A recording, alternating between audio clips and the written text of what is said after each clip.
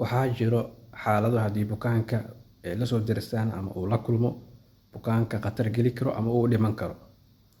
Waana 10 xaaladood. 10kan xaaladood aan sheegi doono haddii bukaanka ay la soo dirsaan, bukaankaas wuxuu khatar ugu sugan yahay inuu dhinto ama xaaladiisa caafimaad ee aad khatar u gasho. Waana 10 xaaladood. 10kaas xaaladood maxay kala yihiin? Hadda ayaan idiin sheegi doonaa. Si fiican ha ii dhegeysato. 10ka xaaladood, xaaladda u horeysa waxaa loo yaqaanaa hypovolemia. Waa 5H iyo 5T.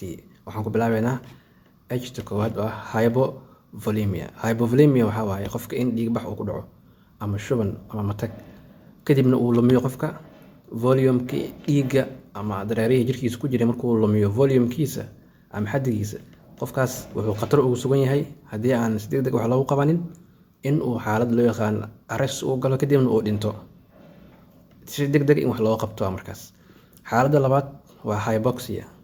Hypoxia waxaa waaye qofka bini'aadamka wuxuu ku nool yahay oxygen. Oxygen-tana waxaa laga helaa hawada. Oxygen qofka haddii oxygen-kiisa ay yaraato, macnaheedu waxay tahay qofkaas wuxuu ku sugan yahay xaalad khatar ah.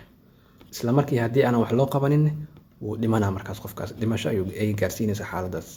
Waa midda labaad.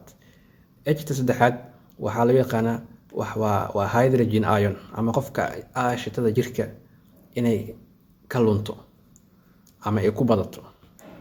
Waxaa loo yaqaanaa pH-ka waaye. Haddii qofka jirka aashitadiisa waxaa loogu talagalay 7.35 ilaa 45 intuu dhexeysa inay ahaato la rabaa. Haddii qofka aashitada jirkiisa ay yaraato ama ay badato, qofkaas oo aanan wax loo qabanin, xaaladiisa waxay gaari doontaa inuu arrest galo, kadibna uu dhinto. Waa xaaladda oo khatar ah ayadana. Xaaladda kale waxaa loo yaqaanaa hypo ama hyperkalemia.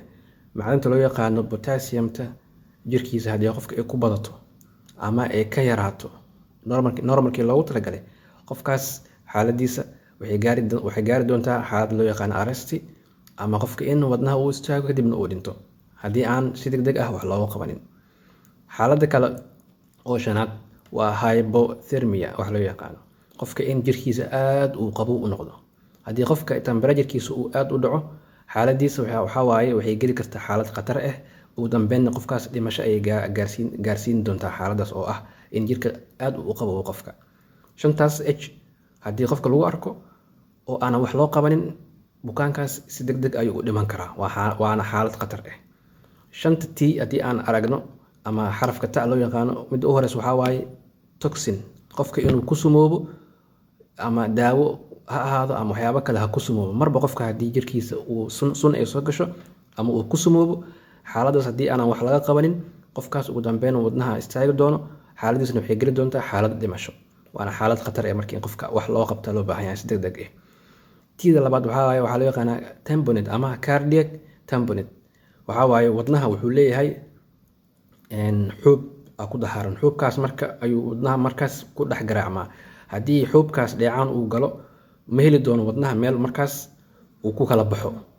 Saas marka waxaa dhacaysa in wadnaha uu heli waayo meel uu ku kala baxo, qofkana wadnaha uu istaago, kadibna dhimasho qofka ay ku dhacdo markaas. Waa xaalad khatar ah markaas. Si degdeg in wax looga qabto u baahan.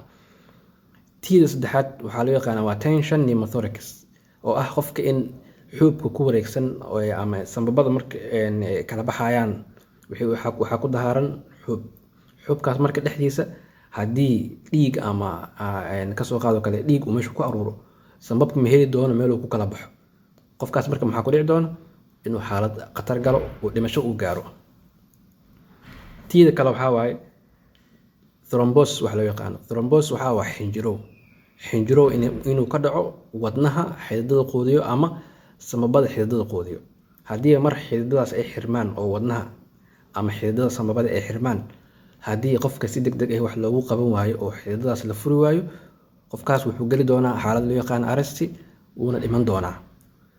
Tida u dambeysa waxaa waa qofka in trauma uu gaarto ama dhaawac qofka uu soo gaaro, ama shil ha ahaado ama dhismo kusoo duma ha ahaado ama waxyaabo kale oo qofka dhaawac soo gaarsiiyo. Haddiiba qofka trauma ay ku dhacdo ama jug ay ku dhacdo ama dhaawac uu ku dhaco, kadibna dhaawacaas wuxuu keeni karaa dhiigbax gudaha ah ama dhiigbax banaanka ah. Marka trauma haddii qofka ay ku dhacdo, waa in si degdeg ah qofka wax loogu qabtaa. Haddii si degdeg wax loogu qaban waayo ama meesha ku habboon la geey waayo, qofkaas wuxuu geli doonaa arrest, ugu dambeyn wuu dhiman doonaa. Marka 5tan T iyo 5tan H haddii bukaanka lagu arko, oo shaqaale caafimaad aad tahay waa in si degdeg wax loogu qabtaa oo aanan bukaanka lagu fiirsanin. haddii kale bukaankaas wuu dhiman doonaa. waxaan rajeynayaa inaad wax ka fahanteen. haddii aad wax ka fahminne commentiga ayaa noogu sheegi doontaa insha allah.